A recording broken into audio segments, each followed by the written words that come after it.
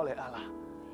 Biar puji-pujian yang kami naikkan seperti kami mengenakan jubah pesta di hadirat-Mu ya Tuhan. Kau tidak lihat kelemahan, kekurangan, bahkan dosa kami, karena Yesus di dalam diri kami. Kami berkenan kepada Allah. Terima kasih Tuhan untuk anugerah, untuk kasih karunia. Engkau menarik kami dalam hadirat-Mu. Siapa kami? Engkau mau mengunjungi kami ini. Pakai kami di masa muda kami, sehingga kami tidak menjadi orang muda yang biasa-biasa, tapi menjadi orang muda yang radikal bagi kerajaan Allah. Terima kasih Tuhan. Di dalam nama Yesus, yang percaya sama-sama katakan amin. Beri tepuk tangan dan sorak-sorai bagi Tuhan. Haleluya. Jangan duduk dulu. Jangan duduk dulu. Saya dengar hari ini dress code-nya adalah K-pop, ya kan? Jadi kalau dulu waktu zaman saya sekolah, yang terkenal bukan K-pop tapi lollipop. Coba lihat kanan kirinya, kalau cowok di sebelahnya. Saya sih nggak ngikuti K-pop, jadi saya nggak tahu nama-namanya. Maaf kalau agak ketinggalan nama-namanya. Kalau Anda lihat cowok di sebelah kalian panggil, "Hal, kamu mirip deh sama Siwon," gitu ya. Kalau cewek di sebelahnya bilang, "Kamu mirip deh sama Sancai." Sancai, Tao Mingsi, nggak tahu lah, peduli amat. Katakan seperti itu. Puji satu sama lain. Come on.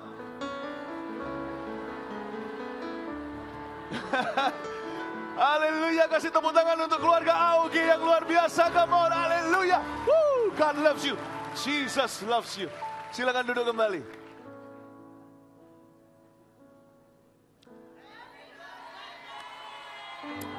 Thank you, love you too. Thank you. Silakan duduk. Oke, sekarang lupakan ulang tahun, kita kembali ke firman Tuhan. Nah, jadi lupa mau ngomong apa, saking senangnya. Oke, saya mau menyampaikan sebuah firman Tuhan dari Kisah Para Rasul. Kita bisa buka di sana dulu. Kita belajar kehidupan seorang hamba Tuhan namanya Filipus. Ini bukan saya. Dan tidak kebetulan ulang tahun saya ajarkan orang ini, enggak. Tapi karena value atau kualitas orang ini penting bagi generasi kita, anak-anak muda. Filipus dipakai Tuhan waktu masih sangat muda. Sambil kalian buka di Kisah Rasul, saya mau tampilkan satu video yang dulu pernah saya tampilkan di sini, tapi saya mau tampilkan lagi karena banyak sekali mahasiswa baru. Dan lebih dari sekedar menampilkan ulang, ada cerita menarik di belakang. Di belakang kejadian ini, ketika Tuhan membawa kami dari Israel ke Palestina, ada sebuah cerita yang indah. Suatu hari saya berada di Bethlehem, beserta dengan rombongan dari Indonesia. Semua orang masuk ke toko souvenir, beliin oleh-oleh untuk keluarga mereka. Waktu di tengah-tengah toko itu, Roh Kudus berbicara kepada saya, dekati satu orang saudara, dia orang Arab. Saya nggak tahu dia siapa. Yang pasti Tuhan suruh saya dekati dia, ajak bicara. Nggak usah bingung dengan cindera mata.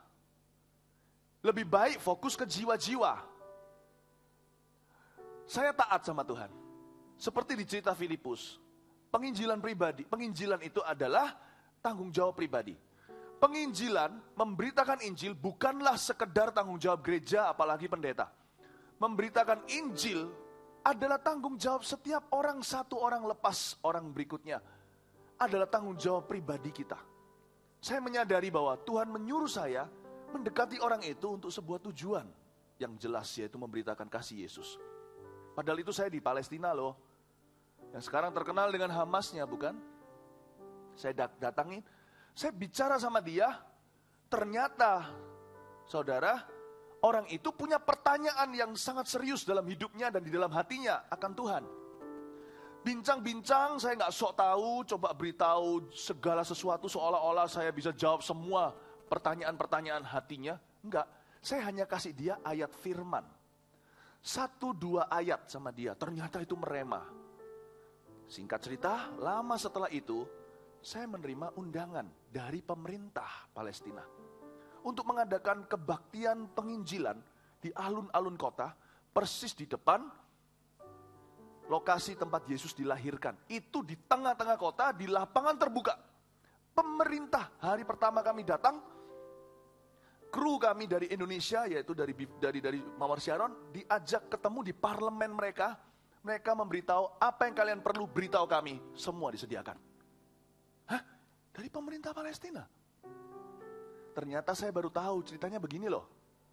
Orang yang saya ajak omong itu adalah keluarga seseorang yang sedang mencalonkan menjadi wali kota Bethlehem. Dan dia juga adalah keluarga orang besar di sana. Ternyata Tuhan pakai saya saat itu untuk membuka pintu. Dengan suatu langkah sederhana, penginjilan pribadi atau suatu pendekatan kasih, terbukalah pintu kerajaan sorga di tempat yang paling mustahil di seluruh dunia. Salah satu tempat lah, Korea Utara juga salah satu yang mustahil. Coba bayangkan, lalu terjadilah seperti yang Anda akan lihat sekarang. Kenapa saya mau tayangkan ini ulang? Karena berhubungan dengan khotbah saya sekarang. Tolong simak dulu, kita langsung nanti ke Kisah Rasul pasal yang ke-8, kalian bisa buka. Kita saksikan dulu Palestine for Jesus. Semoga menjadi inspirasi untuk kita memberitakan Injil kepada generasi kita sendiri. Mari kita beri tepuk tangan dulu untuk tayangan ini. Matikan lampu.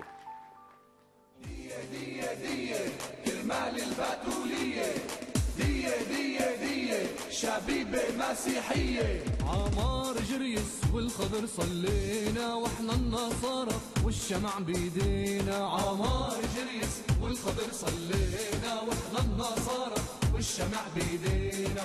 شع النور وعيدنا، شع النور وعيدنا، عيدنا مع سيدنا، عيدنا مع سيدنا. شع النور وعيدنا، شع النور وعيدنا، عيدنا مع سيدنا، عيدنا مع سيدنا. سيدنا عيسى المسيح، سيدنا عيسى المسيح، ملعون اللي ما بيصيح، ملعون اللي ما بيصيح. سيدنا عيسى المسيح، سيدنا عيسى المسيح، ملعون اللي ما بيصيح. One thing that has impressed my heart a lot is how you smile so generously. وشيء أثر في قلبي إنك تكتب تبتسموا دائما بفرح. والخضر صلينا واحنا النصارى والشمع بيدينا. يا عذر عليك السلام، يا عذر عليك السلام، وهي ساعة من الزمان، وهي ساعة من الزمان. يا عذر عليك السلام، يا عذر عليك السلام، وهي ساعة من الزمان، وهي ساعة من الزمان. سبت النور وعيدنا. I am witnessing to the resurrection of Jesus Christ, who was born in your hometown, Bethlehem. So all of you at the market over there, yo, listen up to me. My name is Philip. I'm a disciple of Jesus. Come here. Those of you on that side of the street, 1, 2, 3, 4, come, come, come, come. I love you. Come here. ما تخافوا مني، أنا بحبكم. I will تفضلوا. speak God's message after you come here.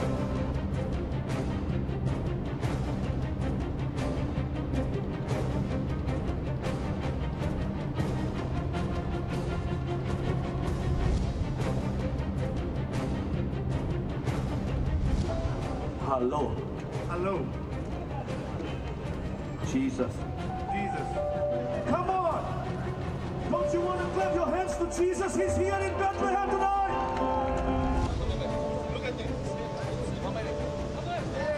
في هذا الشاب كان بيقول انه مش في عينه الشمال. هذا صلاه بس يصير عم بيشوف في عينه الشمال. تعالوا شوفوا هذا المعجزه. تعالوا شوفوا هذا المعجزه اللي صار. Somebody's finger could not be moved, the Holy Spirit said. استلم قوة الروح Be القدس. healed in Jesus' name. Be healed in Jesus' name. Be healed in Jesus' فليشفى name. باسم Be يسوع healed in Jesus' المسيح. name. Stand. فليشفى باسم يسوع المسيح. فليشفى باسم يسوع المسيح. فيتعرف هلا عجوبة بالفعل. Move it. Move, move, move. Yeah. عدت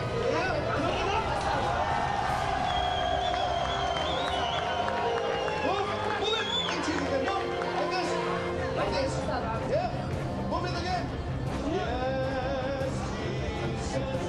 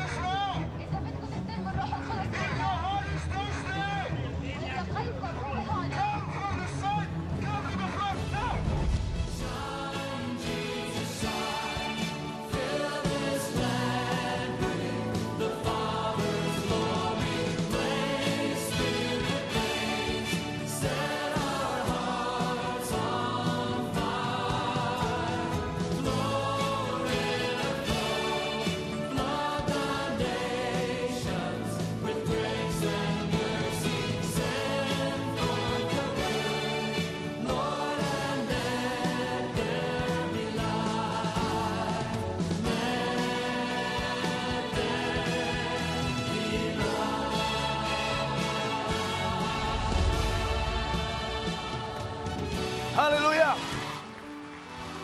Katakan kanan kirinya, tidak ada kata mustahil. Tidak ada kata mustahil dalam menjangkau jiwa. Katakan seperti itu. Katakan lagi pada dirimu sendiri, di mana-mana sama saja, Yesusku tidak pernah berubah. Kasih tepuk tangan untuk Tuhan Yesus. Kampus mana yang tidak bisa ditembus? Tidak ada. Keluarga mana yang terlalu sukar? Tidak ada. Di mana ada Yesus, di mana ada Roh Kudus, di situ ada kemerdekaan. Amin. Kisah Rasul pasal yang ke-8 ayat 26. By the way, ini terjadinya beberapa bulan sebelum perang Hamas dan Israel kali ini. Tuhan itu tahu bagaimana bekerja tepat waktu. Kisah Rasul pasal 8 ayat 26. Sida-sida dari tanah Ethiopia. Ya, saya bacakan. Kemudian berkatalah seorang malaikat Tuhan kepada Filipus. Katanya, bangunlah dan berangkatlah. Katakan dengan saya, bangunlah dan berangkatlah. Bangunlah dan berangkatlah. Bangunlah dan berangkatlah ke sebelah selatan menurut jalan yang turun dari Yerusalem ke Gaza. Jalan itu jalan yang sunyi. Berhenti di ayat itu. Bangunlah dan berangkatlah. Kasih judul sama khotbah saya hari ini, mujizat di seberang sana. Gitu aja deh. Kasih judul itu aja supaya bisa diingat. Mujizat di seberang sana. Miracles on the other side. Ketika Tuhan menyuruh kita bangkit dan berangkat dari satu tempat ke sebuah tempat, percayalah Tuhan sudah mendahului kita. Tuhan kita adalah Allah yang bertanggung jawab. Dia nggak pernah suruh kita dari sini ke sana, lalu dia tidak pergi dengan kita. Bukan hanya Tuhan itu akan memimpin kita, dia berjalan di depan. Bahkan Tuhan akan berjalan menutup barisan kita, makanya ada yang namanya penyertaan. Bedanya pimpinan dan penyertaan apa? Pimpinan itu Roh Kudus jalan di depan, buka pintu, mempersiapkan. Penyertaan itu Roh Kudus jalan di belakang. Kemana kamu pergi dan aku pergi, dia menyertai. Bahkan di dalam kehidupan Petrus, Roh Kudus menjadi bayang-bayangnya yang menyembuhkan. Saya mau beritahu, Allah kita itu Allah yang tanggung jawab. Dia nggak pernah memberi perintah lalu tidak memberi kuasa. Jadi saya nggak pernah kalau taat sama Tuhan itu mikir 2 kali. Kalau saya mau dosa, pikir 7 kali. Kalau saya mau taat sama Tuhan, saya taat tanpa curiga. Karena saya tahu, kalau Tuhan suruh saya melakukan sesuatu, dia sudah sediakan dombanya. Seperti Abraham ketika mau mempersembahkan Ishak. Tenang nak, Tuhan sudah sediakan dombanya. Dia naik hanya bawa kayu bakar. Percaya dombanya nanti akan kesangkut di sebuah semak belukar. Kalau Tuhan suruh orang Israel pergi dari Mesir ke tanah Kanaan, dia akan membelah Laut Merah. Di tanah Kanaan, dia membuat orang-orang Kanaan Yeriko ketakutan. Yosua disertai dan ditolong oleh Tuhan. Kalau Tuhan suruh kita perang, Gideon menemukan, ternyata Tuhan sudah kasih mimpi sama orang-orang di sebelah situ, yaitu di dalam kemah musuh.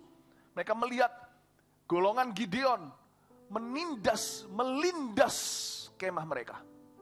Ketakutan sudah hinggap atas pihak lawan. Saya senang dengan kata ini. Bangunlah dan berangkatlah. Filipus tidak berkata tapi Tuhan. Dia langsung jalan.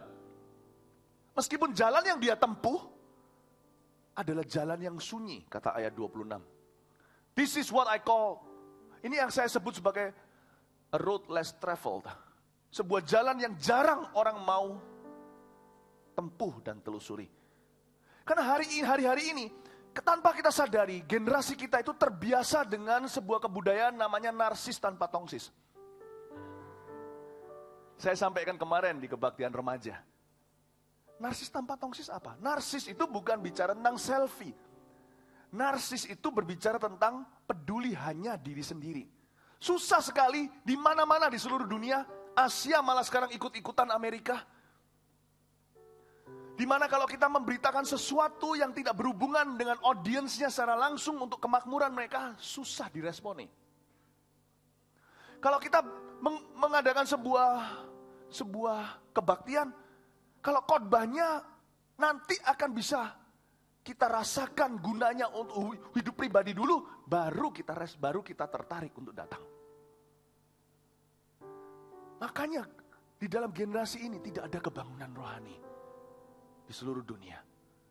Generasi sebelumnya ada kebangkitan roh. Karena generasi-generasi sebelum kita ini adalah orang-orang yang bisa menangis melihat orang-orang terima Yesus, sekalipun yang terima Yesus bukan apa-apa mereka. Tunjukkan hati seperti itu.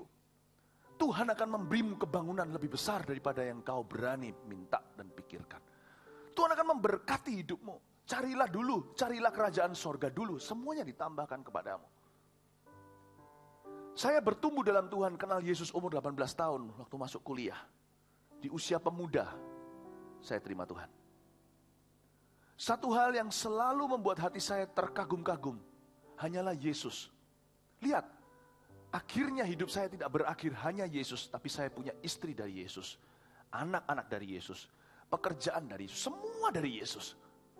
Tuhan tidak pernah mengizinkan kita kalau memulai dengan Yesus berakhir tidak punya apa-apa. Tapi jangan jadikan itu prioritas utama. Carilah dulu kerajaan sorga. Tapi generasi ini terputar balik prioritasnya. Jalan yang ramai ditempuh oleh orang adalah jalan yang lebar menuju neraka. Kebanyakan orang lebih tertarik, anak-anak muda.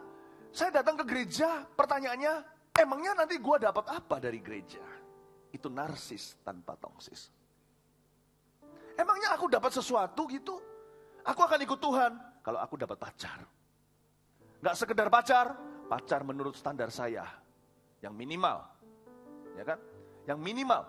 Kalau ini cewek nih yang berbicara, kalau ini cowok yang berbicara, yang minimal secantik selebriti Korea. Ya, mungkin begitu. Ya kan? Kalau yang cewek, saya mau ikut Tuhan, saya mau setia melayani Dia. Kalau Tuhan kasih saya seorang pria yang berkenan pribadinya. Berkenan pribadinya, bagus tuh. Sekarang kayak gini cewek seperti ini susah cari. Sebab sekarang ini cewek banyak yang matre. Yang ini enggak. Saya mengutamakan kepribadian orang itu. Mobil pribadi, akun pribadinya, rumah pribadinya. Kalau saya bisa dapatkan itu semua, saya mau setia sama Tuhan. Ini narsis tanpa tongsis. Ini yang saya sebut dengan jalan yang rame, ditempuh, asiknya rame-rame. Semua orang mau jalan di situ. Semua orang cari enaknya. Lama-lama semua akan binasa, termasuk Anda. Jangan kau kira, hai Esther, jangan kau kira engkau ada di dalam palace atau istana raja, kamu sendiri yang akan selamat, kamu pun akan binasa. Siapa yang mempertahankan nyawanya, tapi akan kehilangan nyawanya. Tapi siapa yang kehilangan nyawanya untuk Tuhan dan untuk Injilnya, akan memperoleh semuanya. Amin. Jalan yang sunyi, gak banyak orang mau taat dan tempuh. Karena hari-hari ini sebagai pengkhotbah juga susah. Susah bener. Kalau kita khotbah mengenai penginjilan. Kalau khotbah soal kemakmuran, semua mau dengar. Khotbah soal pasangan hidup, semua mau tahu. By the way, kalian sekarang sedang kelewatan episode khusus Mujizat Tulang Rusuk di Global TV sekarang ini 1:30 udah lewat. Ya. Kalian di sini dengar soal penginjilan, nyesel nggak? Enggak, justru nanti kawin sana sini pada waktunya. Kasih tepuk tangan Tuhan. Nggak percaya?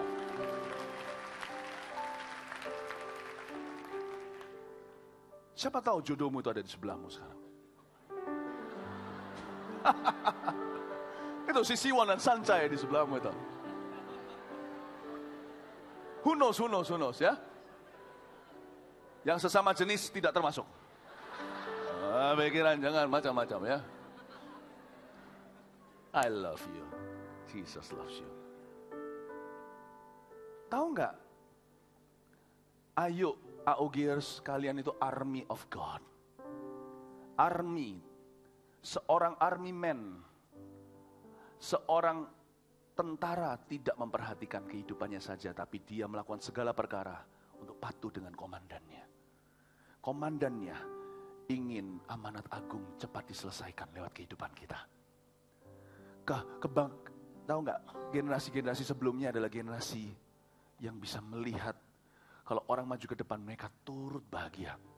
Makanya Tuhan jawab dengan kebangunan rohani yang luar biasa. Why? Karena mereka punya hati untuk kerajaan surga. Filipus punya hati seperti itu. Dia tempuh jalan yang sunyi. Kenapa sunyi dan sepi?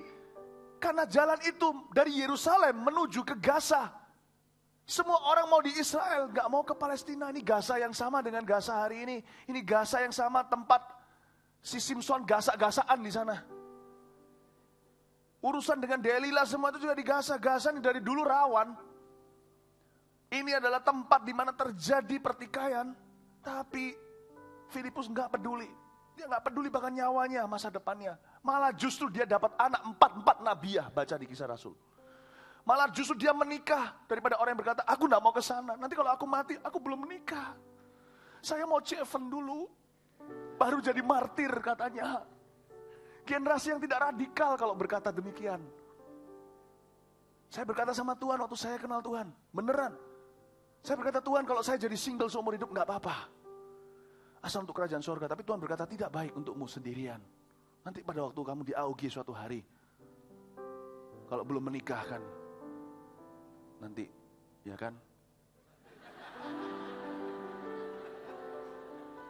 Tapi saya senang sekarang. Saya jadi co-Philip, tidak ditaksiri sana-sini. Weh, gak apa-apa. Di dalam hadirat Tuhan mending GR daripada minder. Oh, I love you all.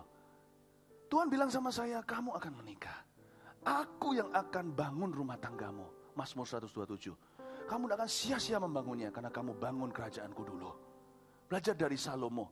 Dia bangun bait Allah dulu. Baru setelah itu bangun palace atau istananya. Tuhan akan bangun istananya. Dan Tuhan berkata kepada saya dengan jelas. Filipus ini menempuh jalan sunyi. Tapi apa yang terjadi? Malah justru dia dapat 4 anak. 4 putrinya semua nabiah. Keluarganya diberkati dan bahagia. Saya mau ajak kalian semua Army of God. Betul-betul menggenapi nama kalian sendiri. Sebagai tentara, janganlah utamakan kepentingan sendiri. Waktu saya bertobat terima Yesus, saya berkata, Tuhan, aku siap, bahkan kau suruh aku mati untukmu, aku siap. I'm ready. Saya buktikan berkali-kali. Bukan hanya video di Palestina ini. Tahun 98 ketika kerusuhan, saya pulang ke Indonesia. Pas kerusuhan 14 Mei, 13 Mei, Indonesia pecah. Orde Baru diturunkan. Terjadi pemerkosaan, pembunuhan. Gereja-gereja dibakar. Pendeta-pendeta dibakar hidup-hidup satu keluarga. Saya pulang ke Indonesia. Kulit saya kuning, saudara. Pada saat itu berkulit warna tertentu bukan sebuah keuntungan. Saya pulang. Kalau saya tidak pulang, saya tidak lihat kebangunan rohani sekarang. Don't love your life. But when you don't love your life, Jesus will give you so many reasons to love your life afterwards. Tuhan akan memberimu alasan begitu banyak untuk bisa mencintai hidupmu setelah itu. Oh, I love my life now.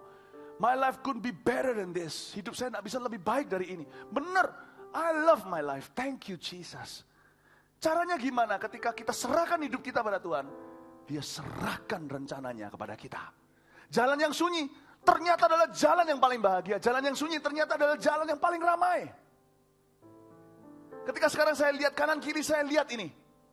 Keturunan kami seperti bintang di langit dan pasir tepi pantai. Tidak terlalu sunyi after all pada akhirnya. Pada waktu saya pulang, orang-orang berkata, kamu gila. Pada waktu saya beritakan Injil, mereka berkata, apa kamu sudah gak waras? Ketika saya Palestina, memenuhi panggilan pemerintah, saya datang ke sana beritakan Injil, semua orang berkata, kamu bisa pulang tinggal nama. Tidak itu, saya pulang bawa cerita, tidak pulang bawa nama. Kasih tepuk tangan untuk Tuhan dong kalau udah dengar begitu. Oh, jalan ini ternyata waktu saya lihat kanan kiri tidak terlalu sepi nih. Hari Minggu saya tidak pernah sendiri. Lihat saya ada di mana jam 1 tadi. Saya ada di AOG, ramai sekali. Lihat kalian semua maju dalam Tuhan, hati saya bahagia. Siapa bilang jalan yang sunyi itu sepi? Tidak sepi. Jalan yang sunyi adalah jalan paling ramai. Aku punya keluarga besar dalam Tuhan sekarang. The road of obedience. Jalan ketaatan adalah jalan yang paling memuaskan. Jalan perayaan ujungnya. Amin. Amin. Seperti yang tadi itu loh. Anak itu tadi pertama party, tapi ketika papanya bangkrut, sakit, dia tahu bahwa semua itu hanyalah kesenangan sementara. Tapi yang satunya tadi yang ajak dia ke CG itulah sesuatu yang kekal. Itu loh jalan itu. Yang ini enak di depan, menderita di belakang. Yang itu tadi, yang satunya yang di CG tadi, dia bisa melihat buah-buah yang kekal. Saya ajak kita lihat sekarang Filipus, dia kata-kata berikutnya. Ayat 27. Lalu berangkatlah Filipus, I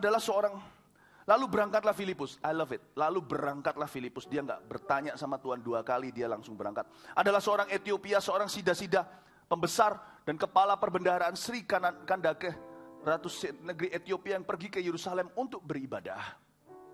Sekarang orang itu sedang dalam perjalanan pulang dan duduk dalam keretanya sambil membaca kitab Nabi Yesaya. Coba tarik satu benang merah ayat 26 dan 28. Ayat 26 ada kata-kata bangunlah dan berangkatlah, betul? Ayat 28 ada kata-kata sekarang orang itu sedang dalam perjalanan pulang. Ketika detik di mana Tuhan bicara sama Filipus, Pus, dia berkata meong, Pus, bangkitlah dan berangkatlah. Di saat yang sama, detik yang sama, Tuhan bicara sama orang Ethiopia itu. Kamu pulanglah, nanti akan papasan. Ketika Tuhan suruh kita pergi ke satu tempat, Tuhan sudah siapkan orang di sana untuk menerima kita. Ketika Tuhan sudah beritahu sama kita, pergilah menabur, dia sudah buka ladang di seberang sana, ada mujizat. Ketika Tuhan suruh kita dari satu tempat ke tempat yang lain, di tempat itu sudah ada Cornelius, satu keluarga menunggu. Bukankah itu ceritanya dengan Petrus? Satu cerita yang lain tentang bagaimana mujizat bisa terjadi di seberang sana. Iya kan? Petrus diberitahu lewat sebuah penglihatan, dia melihat karpet terbang, Aladin zaman itu.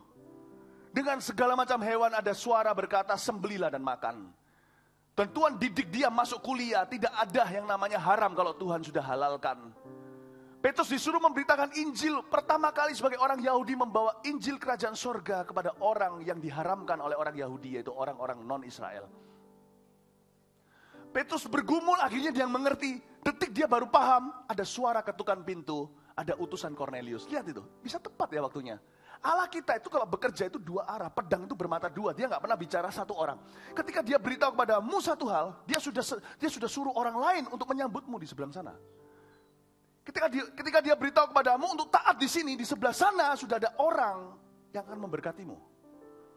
Tuhan itu nggak pernah bicaranya itu satu dimensi, dia itu selalu 2 sisi. Dan ketika Petrus ikut sama Cornelius, utusan Cornelius maksudnya, sampailah dia di rumah Cornelius, terkejut. Cornelius sudah siapkan satu kampung untuk dengarkan Injilnya. Tugas Petrus hanyalah berangkat. Wonderful. Atau di Palestina Tuhan suruh saya dekati orang Arab itu. Ternyata Tuhan sedang pada saat yang bersamaan mengusik rasa aman orang itu. Pertanyaannya menjadi-jadi, dia sedang stres sekali di sana. Saya tanya dia, kelop, muncullah Palestine for Jesus. Beberapa tahun kemudian. Look at that. Kita gak akan pernah bisa tahu rancangan Tuhan sampai kita melangkah dulu. Kadang-kadang Tuhan tidak beritahu supaya kita hidup oleh iman. Amin. Jangan begini kalau ikut Tuhan, tunjukkan saya semua dulu baru saya ikut engkau. Itu bukan mengikut Tuhan, itu mengikut dirimu, karena engkau yang memimpin. Tapi kalau ikut Tuhan, percayalah sama Tuhan. Gak usah khawatir, Tuhan sudah atur semuanya. Kalau anak saya beritahu, ayo pergi sama papa, liburan ke Amerika contohnya. Kamu gak usah khawatir nanti tinggal di mana, hotelnya sudah papa bookingin. Mobil, kendaraan sudah selesai semua. Kamu gak usah khawatir, gak usah takut. Anak cuman perlu ngepak bajunya, barang-barangnya sendiri. Itu saja. Saya ajak kita lihat berikutnya. Ayat 29. Lalu kata roh kepada Filipus, pergilah ke situ dan dekatilah kereta itu. Roh Kudus yang suruh. Filipus segera ke situ dan mendengar sida-sida itu sedang membaca kitab Nabi Yesaya. Kok bisa ya? Tepat sekali loh. Pas Filipus sampai, Tuhan sudah kalkulasikan karena dia maha tahu, kira-kira berapa jam dia sampai di tempat itu kalau dia taat. Nah, resikonya adalah kalau kita nggak taat, bisa miss. Banyak orang kan gitu. Ketika Tuhan bilang, dia bicara tapi. Ayo Tuhan, tapi kita meresponi dengan tunggu. Karena Tuhan itu waktunya tepat. Ketika dia berbicara langsung melangkah, kita akan sampai tepat dengan saat orang tersebut yang kita mau hampiri sedang membaca. Nah kalau telat 1 menit saja, bisa miss loh. Orang itu mungkin ke belakang pipis dulu. Nggak ketemu. Betul atau enggak? Jalan sama Tuhan itu membutuhkan peka. Peka itu nggak harus super rohani. Peka itu cepat bertindak, detik mendengar. Itu saja. Tidak perlu kita tuh tahu segala sesuatu. Waktu saya disuruh Tuhan deketi orang Arab itu, saya punya pergumulan. Nanti kalau ternyata saya dianggap mencampuri urusan orang lain gimana? Gimana memulai pembicaraan? Bla bla bla. Nggak apa-apa lah. Paling-paling maksimal, paling-paling juga kalau saya salah mendengar ya terjadi pembicaraan basa-basi sudah selesai. Nggak ada resiko kan? Kan saya bukan mau merampok orang.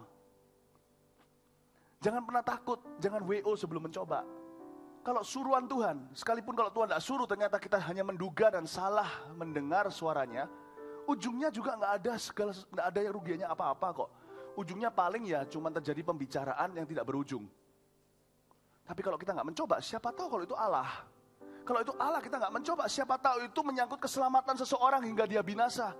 Bukankah kata Yeskiel, Tuhan kepada Yeskiel, kalau aku suruh kamu pergi ke satu orang memperingatkan dia, kamu tidak peringatkan dia binasa, darahnya tertumpah atasmu.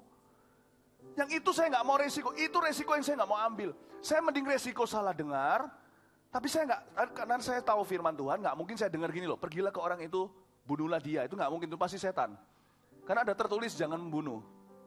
Tapi kalau pergilah ke orang itu, beritakan Injil, ajak dia ke gereja, ajak dia ke connect group, ajak dia baptis contohnya, yang kayak gitu, salah pun nggak apa-apa. Salah pun nggak apa-apa, ngerti maksud saya? Saya ada di persis di tempat itu. Waktu saya dengan papa saya ajak kemari ke gereja, ke Mawar Sharon tahun 95. Setelah saya coba injili, saya anggap itu menabur saja. Saya duduk di sana, persis di row itu, di daerah sini, row depan belakang situ. Saya duduk, pas pengumuman, Roh Kudus gerakkan. Saya bilang, kalau ini bukan Roh Kudus gimana? Peduli amat. Paling-paling juga dimarahi papa. Saya noleh ke papa dan kata, "Pak, dibaptis yuk minggu ini, beranikan diri." Saya tanya gitu langsung menoleh ke pengumuman lagi. Karena kami di keluarga gak pernah bicara rohani-rohani. Saya bukan dari keluarga yang papa saya adalah orang Kristen dari dulu. Saya beranikan diri. Kaget saya.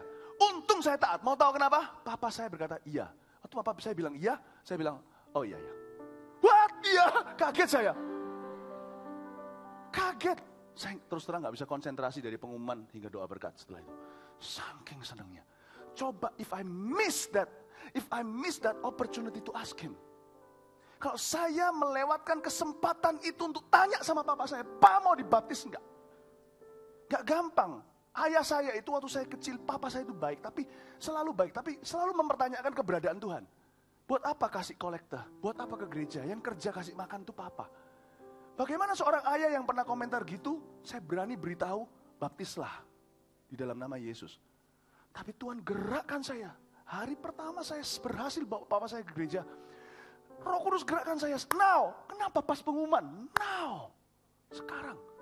Saya tanya. Satu pertanyaan itu membuat hari ini keluarga kami penuh dengan senyum bahagia. Karena seluruh keluarga saya sekarang di dalam Yesus.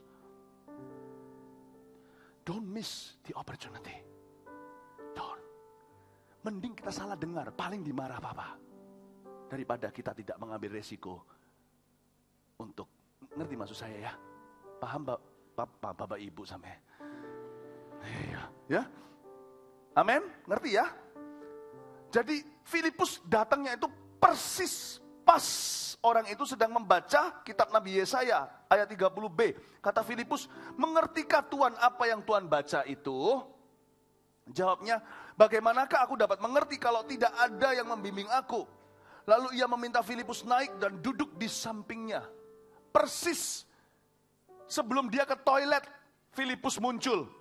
Dia baca, bingung. Kalau 5 menit terulur, orang ini pasti tutup ayatnya. Dan dia garu-garu kepala. Bingung aku, tambah baca gini gak ngerti-ngerti. Dia pasti minggat dan pergi. Filipus munculnya tepat. I thank Jesus for his obedience. Itu ketaatannya. Persis pas dia lagi mau tutup buku, Filipus tawarkan diri. "Bapak mengerti gak yang Bapak baca?" "Gak ngerti, sini duduk sini, bisa gak jelaskan ke saya?" Luar biasa. Ayat 32, nas yang dibacanya itu berbunyi sebagai berikut. Seperti seekor domba ia dibawa ke pembantaian, dan seperti anak domba yang keluh di depan orang yang menggunting bulunya, demikianlah ia tidak membuka mulutnya. Dalam kehinaannya berlangsunglah hukumannya, siapakah yang akan menceritakan asal-usulnya? Sebab nyawanya diambil dari bumi. Maka sida-sida itu kata sida-sida itu kepada Filipus, aku bertanya kepadamu, tentang siapakah Nabi berkata demikian? Tentang dirinya sendiri atau tentang orang lain? Oke, berhenti di sana. Saya kasih 2 poin pertama, ya kan? 2 poin pertama gimana kita memulai penginjilan pribadi. 1, mulai dengan pertanyaan hati mereka. Tulis itu ya. Mulai dengan pertanyaan hati mereka. Sida-sida ini, dia bertanya. Dia sedang mencari. Dia sedang mencari damai sejahtera. Dia sedang mencari makna hidupnya. Dia sedang mencari siapa Tuhan sebenarnya. Karena itu si Filipus tanya sama dia, mengerti enggak Bapak yang Bapak baca itu? Dimulai dengan pertanyaan hati. Kalau kita mau nginjili teman kita bisa mulai dengan itu dulu. Beberapa teman-teman yang saya injilin ketika saya awal-awal mengenal Tuhan, dimulai dengan ketika mereka mengalami masalah keluarga. Saya tidak mau jadi orang yang mengambil kesempatan dalam kesempitan. Kita boleh cerdik seperti ular, tapi tetap harus tulus seperti merpati. Motivasi tetap harus kasih, bukan supaya menambah anggota gereja. Justru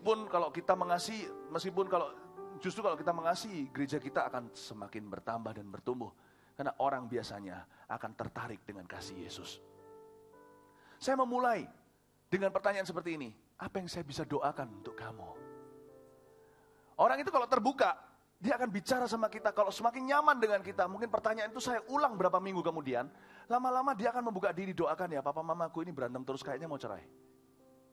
Oke, ayo kita doa. Saya gak mau sok-sokan, begini, seolah-olah menjadi jawaban segala sesuatu. Orang kayak gitu disebut dengan wise guy. Itu biasanya dibenci sama teman-temannya. Sok pinter, ada apa-apa, aku tahu. Kalau di kelas ada apa, aku tahu. Ya kan? Terlalu bersemangat, orang seperti itu malah justru dijauhi. Jadi kira-kira kalau jadi orang-orang, kalau di antara teman-teman kita yang bisa menempatkan diri. Gak usah jadi wise guy, termasuk dalam menginjili. Biasanya cukup peduli aja, tunjukkan care aja. Kalau gak diresponi gak apa-apa. Itu anggaplah orang itu RSVP, atau Anda reservasi untuk lain kali. Ngerti ya? Kalau Anda tidak diterima, dia cuma jawabnya flat atau rata, datar saja, dia berkata, nggak ada apa-apa lah. Bisa doain ya, doain yang gitu-gitu aja lah. Berarti dia nggak tertarik kan? Nggak apa-apa. Dia belum ready, belum siap untuk dituai. Tabur saja. Tabur hubungan. Oke, nggak apa-apa. Oke, God bless you ya, Tuhan berkati ya. Ikut ke connect group mau nggak? Oh nggak mau, kita belum siap. Tadi 3 orang itu langsung pergi. Mau pergi ke mall, titip absensi dulu ke kuliahnya. Makanya nggak lulus kalkulusnya. Gak apa-apa, jangan benci mereka, jangan jauhi, keep in touch, stay in contact, tapi cari kepada orang yang siap untuk dilayani. Mulai dengan pertanyaan hati mereka. Mungkin mereka bertanya, aku mau tahu Tuhan itu siapa? Aku mau tahu apa arti hidupku? Mungkin lewat sebuah masalah, mungkin tidak ada masalah, mungkin hanya lewat sebuah pergumulan aja. Ada orang yang tidak mengenal Tuhan karena masalah loh. Gak semuanya begitu, gak semua orang harus melalui neraka dulu untuk mengenal surga. Tapi ada orang-orang yang sedang bertanya, hatinya sedang mencari. Tuhan membuat hatinya siap untuk menemukan dia. Orang seperti itu kalau kita lempari pertanyaan, apa yang bisa saya doakan? Biasanya akan membuka lebih besar dari yang lainnya. Dan berkata, tolong doakan ini atau itu. Pasangan hidup dia berkata, iya aku sampai sekarang gak dapat pacar. Saya pernah juga injilin satu orang teman saya begitu, saya beritahu sini loh. Kamu mau pacaran tujuannya apa? Supaya bahagia. Kamu bisa bahagia sekarang kok. Gak usah punya pacar, kamu lihat ya. Saya bisa kadang-kadang pakai bercanda. Kamu lihat si A, si B, si C itu. Punya pacar, malah justru setiap hari susah menangis melulu. Gak tentu punya pacar bahagia. Iya lu bilang gitu kan lu sudah punya pacar. Bukan. Pacaran itu bahagia kalau kita siap. Kalau enggak, malah pemborosan uang. Pemborosan dana. Oh ya, kalau gitu ngomong sama dia. Sebenarnya bahagia enggak itu sebenarnya ya, alihkan perhatianmu dari pacaran.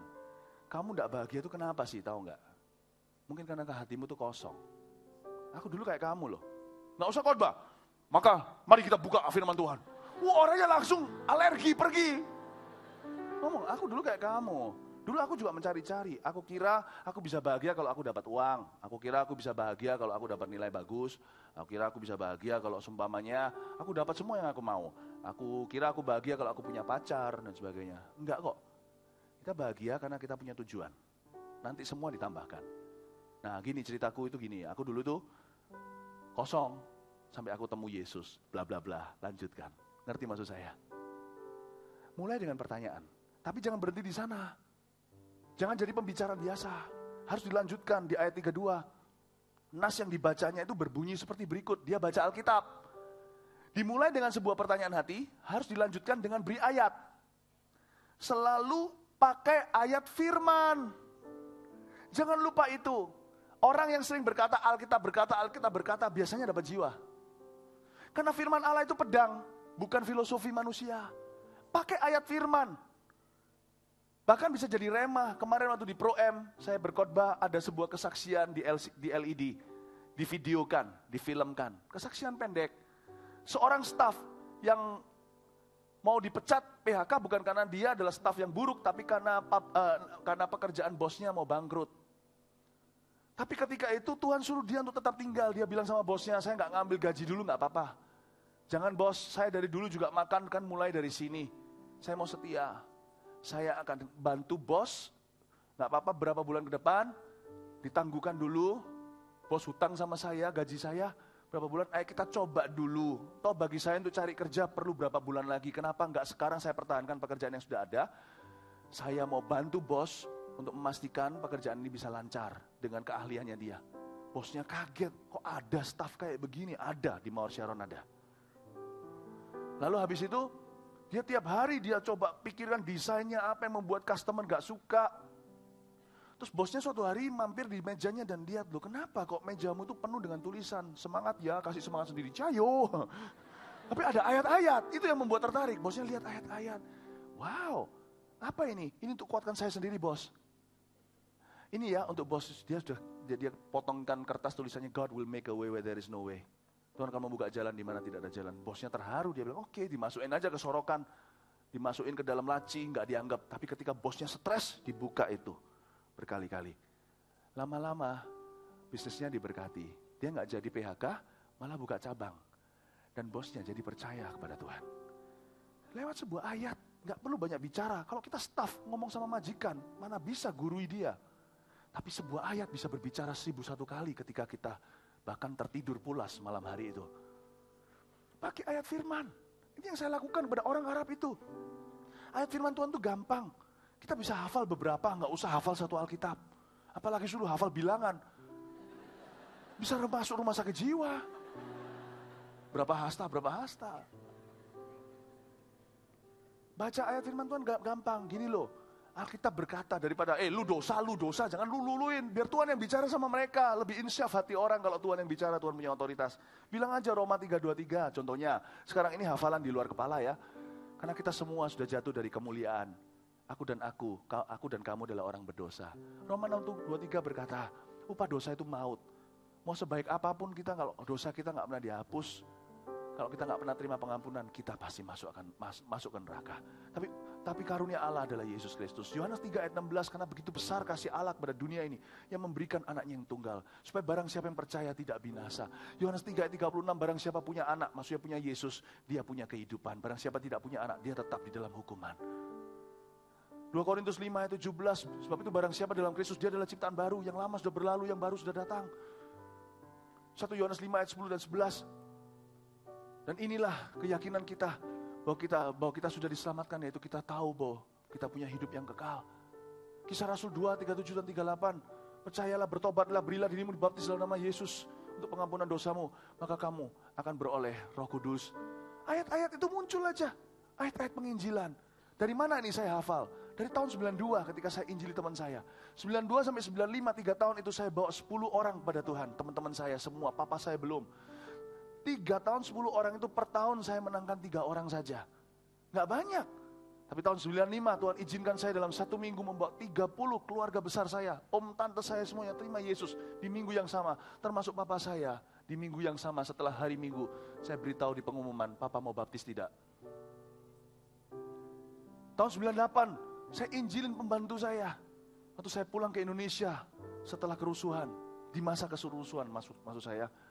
Lalu setelah pembantu saya bertobat terima Yesus, pembantu-pembantu daripada keluarga saya, sanak saudara, teman-teman juga ingin diinjilin. Saya injilin satu persatu dengan mama saya, waktu itu saya belum menikah, saya menikah tahun 99. 300 pembantu terima Yesus dalam 1 tahun. Yaitu tahun 98, 99, dibaptis di Mawar Sharon sini semua. Saya belum berkhotbah, saya baru pegang anak muda, itu tahun 2000 dengan Ko Onggo. Saya baru pegang, saya belum berkhotbah. Saya nggak punya pelayanan mimbar di Mawar Sharon. Saya cuma supplier tetap aja, supplier jiwa-jiwa. Saya bawa ke sini setiap hari, setiap minggu 5. Jadi kayak begitu. Mau saya beritahu, ini semua yang saya bagikan kepada kalian. Semua ini saya hidupi. Ini bukan teori. Saya ngerti satu hal, pakai ayat, pakai firman. Alkitab berkata, hafal beberapa di sini. Meskipun kita saat teduh setiap hari kita merenungkan firman tertentu, hafal ayat-ayat yang merupakan ayat-ayat pedang yang sudah bisa dikeluarin setiap saat, seperti pedang. Alkitab berkata, lain loh kalau saya bilang, kamu orang berdosa karena itu semua orang jatuh dari kemuliaan Allah. Itu lain, ada yang satu ada kuasa Roh Kudus, yang satu hanyalah kata-kata Philip Mantova. Ada power di dalam Alkitab berkata, pakai ayat firman Tuhan, amin. Tapi nggak berhenti di sana, kita lihat yang berikutnya ayat 35. Maka mulailah Filipus berbicara dan bertolak dari nas itu, ia memberitakan Injil Yesus kepadanya. I love it, ayat 35. Ia memberitakan Injil Yesus kepadanya. Kalau yang pertama mulai dengan pertanyaan hati mereka, lalu pakai ayat firman, maka yang ketiga adalah selalu arahkan mereka pada Yesus, karena Yesus yang menyelamatkan. Jangan kalau kita lagi deketin satu orang, mau layani dia, omongannya jadi ngalur dan ngidul. Arahnya selalu Yesus. Apa-apa Yesus, apa-apa kembali Yesus, apa-apa Yesus, apa-apa Yesus. Christ-centered. Arahkan pada Yesus. Ya. Jangan pernah kita rasa sungkan kalau kita sendiri merasa Yesus hanyalah Allahnya orang Kristen. Kita jadi malu-malu, padahal Paulus berkata di Roma 1 ayat 16. Aku tidak malu akan Injil. Aku punya keyakinan yang kokoh akan Injil adalah keselamatan. Kita harus yakin dulu dong kalau kita mau yakinin dunia bahwa Yesus memanglah juru selamat dunia. Jangan paise-paise atau jangan sungkan-sungkan. Kalau sama orang-orang yang bukan sama iman, kalau sebut Yesus rasanya, kalau bisa hanya sebut Tuhan deh. Biar nggak ofensif. Jangan begitu, Yesus ya Yesus, jangan dikurangi. Bahkan saya tidak mau korting nama Yesus jadi Isa Al-Masih. Itu menurut kebudayaan sini. Yesus di Alkitabku namanya Yesus ya Yesus. Saya nggak akan turunkan jadi Isa Al-Masih. Nggak akan. Karena bagi Yesus, karena kata Isa Al-Masih sudah notabene di dalam otak banyak orang yang tidak kenal Tuhan adalah seorang nabi. Yesusku raja di atas segala raja. Let him still be Jesus. Amin. Arahkan ke Yesus, dikit-dikit ke Yesus. Yesus sayang kamu, Yesus ini, Yesus itu. Karena saya punya keyakinan kokoh, Yesus itu menyelamatkan. Kata Yesus sendiri artinya God saves atau Allah menyelamatkan. Pakai nama Yesus, coba nggak percaya ya, kalau lagi ada suatu orang kesurupan setan ya, dalam nama Tuhan keluar, dia bilang hahaha. Bener. Dalam nama Allah, dia berkata Allah yang mana? Kan seperti lagu di sekolah minggu, Allah mana seperti Allahku tidak ada. Nggak tahu kan? Nggak pernah ke sekolah minggu dulu, bolos terus makan pentol. Dalam nama Allah, apa itu Allah? Orang ateis menganggap dirinya lah Allah, pengetahuannya Allah. Orang New Age berkata akulah Allah. Orang-orang yang menyembah semua Allah berkata pohon juga Allah. Dalam nama Allah dia berkata aku juga Allah. Lucifer berkata begitu. Jangan pernah berkata kalau Anda namanya Andi, dalam nama Andi keluar. Saya nama keluar, Andi adalah anakku.